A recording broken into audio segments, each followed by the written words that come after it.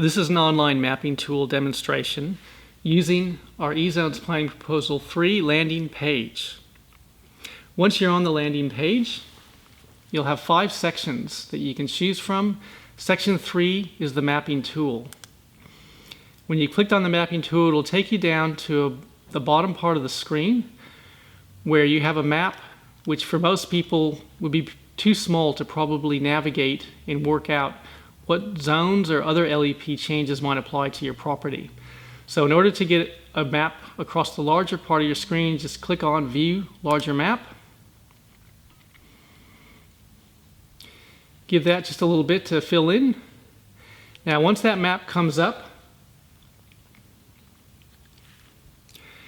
you can use the zoom in and zoom out button on the left-hand side, and you can also search for your property address using the right-hand search bar up here. So we'll just use an example with a property in the northern part of the Shire. As you type in the address, you'll notice that a number of map searches addresses will come up with that, and you click on the one that applies to the property you're looking for. What you'll find in our rural areas with larger properties is you won't be able to see all the property right away, and that's where you use our zoom out bar to view the whole property. In the case of this property, the upper half is what has the actual proposed zones on it, so we'll go up to that area. And before we do, on your left side, we'll click on the legend to show all the layers that you can view on the online mapping tool. The legend automatically has both land parcel information and proposed zonings under this planning proposal stage 3 already clicked on for you. However, if you want to look at current zoning or other LEP mapping changes such as lot size, maximum building height, floor space ratio, drinking water catchment, acid sulfate soils, in some cases multiple occupancy and community title maps, you can look at any of those layers as well for your property. We also have the vegetation mapping layer in place so that you can see what type of vegetation has informed any proposed environmental zoning on your land. In this case, using the property I've selected as an example, if we click on a particular part of that property, we can see the proposed zoning, E2 environmental conservation, and the property details. Most of you will probably also want to compare with what your current zoning is to see how that change affects your property.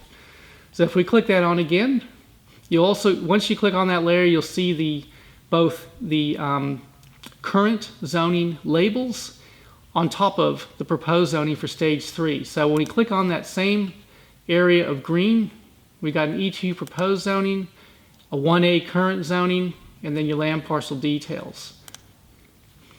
When we go over to the western part of that property, we can see that the proposed zoning is now RU2, rural landscape.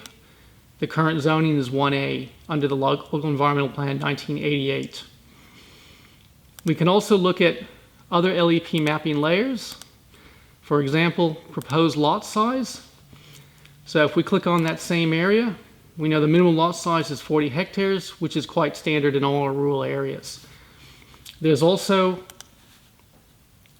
a proposed maximum building height, which pretty much throughout the Shire is 2 stories. But this is another LEP mapping layer that we have to update as part of the stage 3 planning proposal. Other layers such as floor space ratio and drinking water catchment and acid sulfate, they'll apply to certain properties, to not all properties in the Shire, so it's just a matter of clicking on and off the other layers to see which apply to your land.